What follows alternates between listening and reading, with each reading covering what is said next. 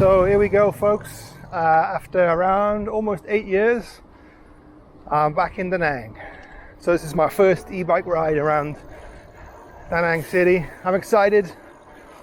I moved here just over a week ago and it's been really busy. I also got sick as well, which really sucks, so that kind of sapped my energy.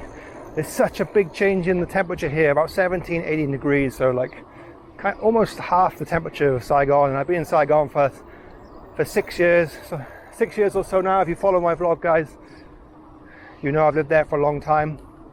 I typically go around on my e-bike talking about all things Vietnam. I'm really excited to explore Da Nang for the first time again today. So first impressions of Da Nang after 8 years. Well, number one, construction. Construction. More construction. Construction seems to be absolutely everywhere here at the moment. And when I've been looking for an apartment for a week or so, and I've looked at about 15 or so places, and I'd say 13 of them maybe had construction outside or nearby, so they just weren't suitable.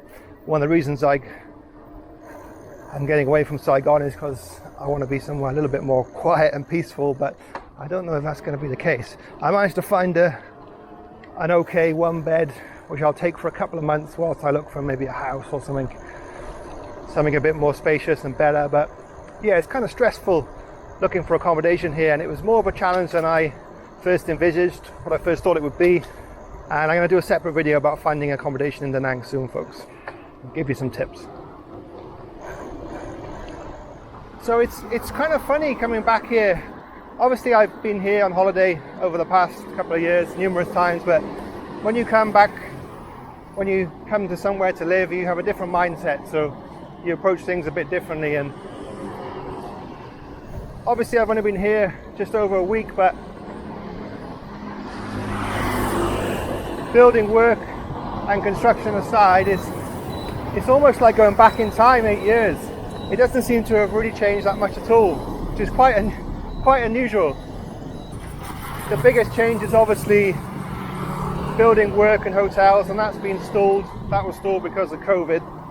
They're just starting to ramp that back up now, but I'm just going to ride along the seafront now and show you folks how it looks like. I mean, when I was here 8 or so years ago, there was basically 2 hotels, a la carte, and Diamond Sea was there, and Holiday Beach, so 3 hotels on the seafront, and that was it.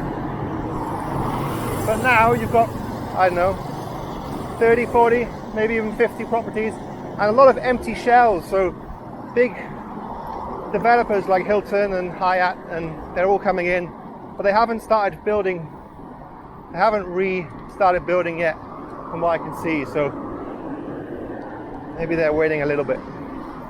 So it's so cool to be back. The weather's so fresh, the air tastes good, not too much pollution, quite a lot of tourists around. As I was looking for an apartment, I bumped into quite a lot of tenants who are moving out or moving on, and there's a lot of Russians here at the moment. So in Vietnam, Nha Trang used to be the favorite spot for Russians, but now it seems to be Da Nang. And obviously just pulling into the beach, looks quite wild today. This is nice, not too crowded. So as I was saying, I met 2 Russian people, and they were really nice. One Russian lady was moving out. She wasn't going back to Russia, she was going to Thailand. I met a Russian fella who was also moving out, both really friendly, spoke good English. And yeah.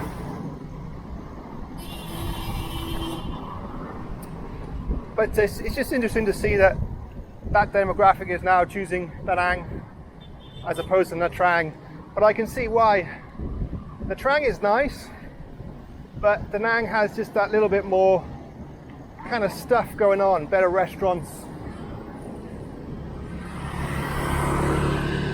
a longer beach. I'm not sure if it's a better beach, because the beach in Nha Trang and surrounding Nha Trang is pretty nice, but I just feel the restaurants and things like that are better in Da Nang. Obviously, community feel here is hard to get a gauge on it after a week. I'll report back in a month or so. Oh, this looks interesting. Oh, a nice bit of sunshine.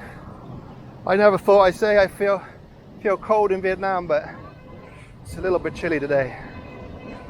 So this is really nice, being able to cruise along a nice wide boulevard. Got a really busy road next to you here, but it's at least you've got this boulevard as well. Typically in Vietnam you wouldn't have. You just have the road and bikes on the pavement, and you wouldn't be able to ride along something like this. So this is really nice. And I think I'll be doing this every day.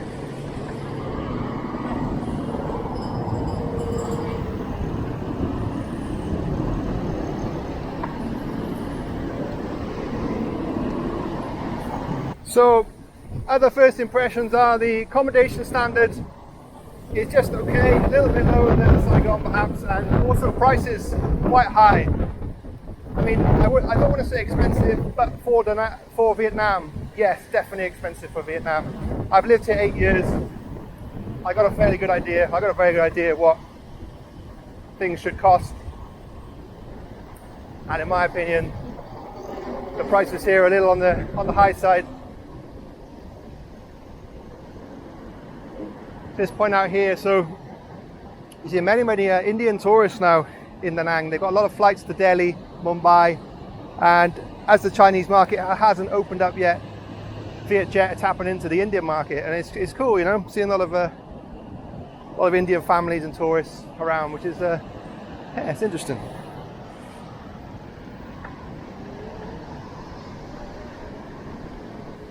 So I think there's a bit of a money grab going on post-COVID. The landlords don't want to negotiate on rent, and also with the influx of Russians, there's quite a high demand at the moment. Even in low season, when the weather's pretty shitty, it's colder, it's raining most days. Lucky to get a day that's not raining. But even with all those factors, accommodation is quite full. Like where I got a room, I'm moving tomorrow actually, it's full. I got the last room, you know, and it's not that great, but my hand was kind of forced. I had to take it because there's just not that much around, so surprising really.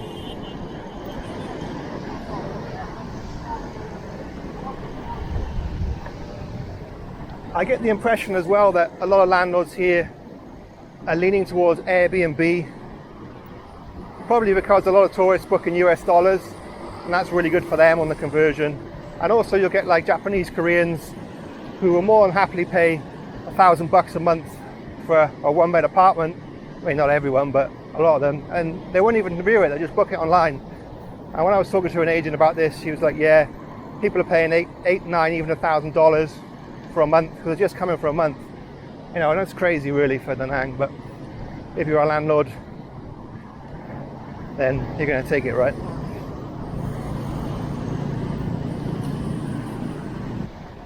Obviously it's quieter here than Saigon for sure, although traffic is still fairly busy cityside, more busy than I remember. But we're on the run up now to Tet Holiday, the biggest holiday in Vietnam, which will start in a couple of weeks. A lot of people will pile back into Da Nang because it's their hometown, especially from Saigon. Be interesting to see what stays open during Tet. My plans for Tet are probably going to be Thailand. I got something I need to do for work over there, so I'll be popping over to Thailand for maybe a week or so. And I love Thailand, so one of my favorite spots. So I'm looking forward to that. Hopefully do a bit of filming as well. It's so easy to, one of the great things about Da Nang is the airport is like, you know, 10 minutes from the beach. So even on a bicycle, I could be at the airport in about 15 minutes from here. And it's a pretty good international airport now. It connects quite well to the neighbors, but also, you know, pretty much anywhere in the world really. So that's really nice. So I can fly direct to, you can fly direct to Bangkok from Da Nang airport now. I think about an hour and 20 minutes probably.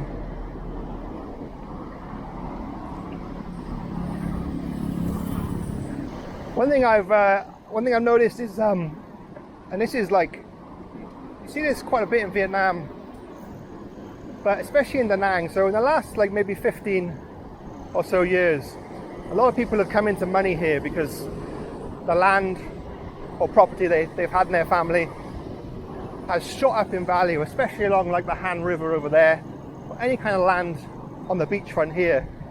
And even like 8 years ago when I was here, I remember that, you know, you could like rent a bar on a beach for like a few $100s a month. So these landlords are going from getting a few $100 from some foreigner, some guy who wants to rent a bar on the beach in Da Nang, to now negotiating with the likes of Hilton, Sheraton, Hyatt for leasing for like 30 years, 50 years, 100 years. So you can imagine the kind of money that these people have come into. So there's all a nouveau rich people around, quite a lot of nice cars. So that's interesting to see. Hopefully they do something good with the money, but you never know.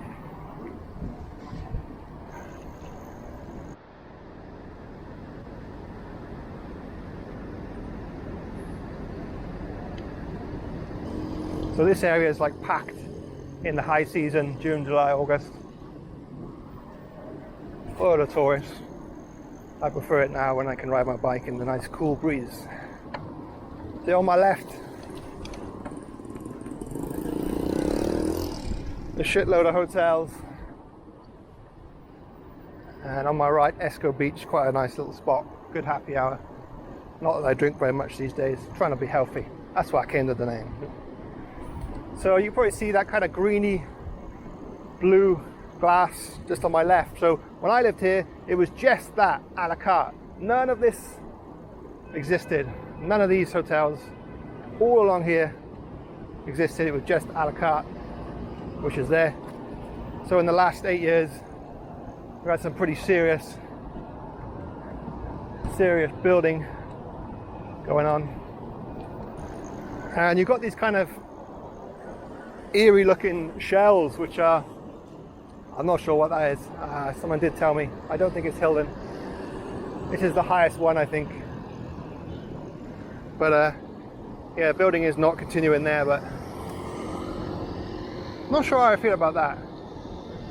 I don't know if you know Europe, guys, places like Marbella, Torremolinos in Spain.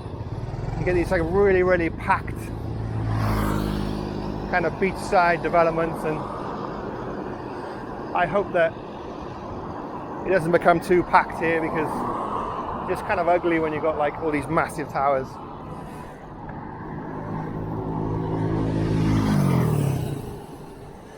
So first impressions of Da Nang is kind of mixed, generally good. Weather aside, construction aside. In hindsight, I probably should have waited till maybe February to come up here. Although it is nice to have a bit of fresher weather, but not the rain.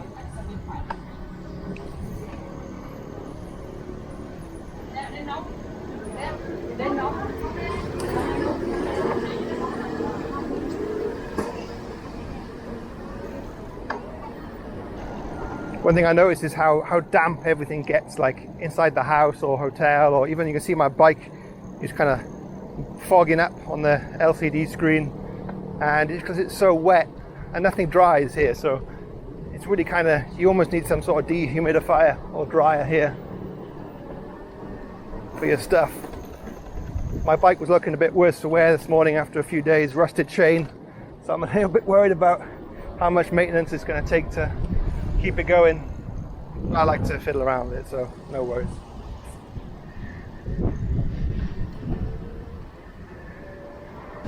And the other thing I've kind of noticed here is the demographic of the tourists has really changed. So whereas before it was mostly Europeans, and then Chinese started to come in maybe 5 or 6 years ago, now it's a lot more Koreans, Japanese, and perhaps not so many Europeans. And my guess for that would be because the flight from Europe to Vietnam now is not cheap, and Europe is in recession, well, the UK is, so people are pretty mindful of what they're spending and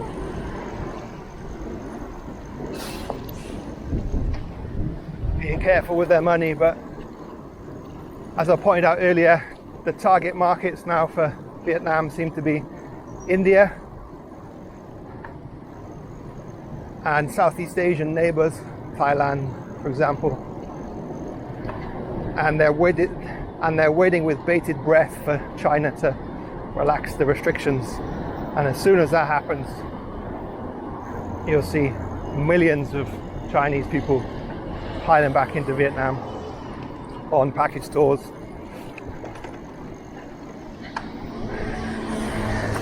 Which was the case before.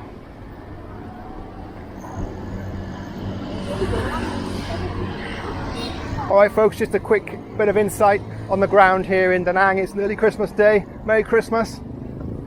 Plenty more videos to come in the next couple of weeks as I get settled in. I'm going to show you all around Da Nang, show you what's good, show you what's bad. Merry Christmas folks, take it easy, have a great holiday wherever you are in the world.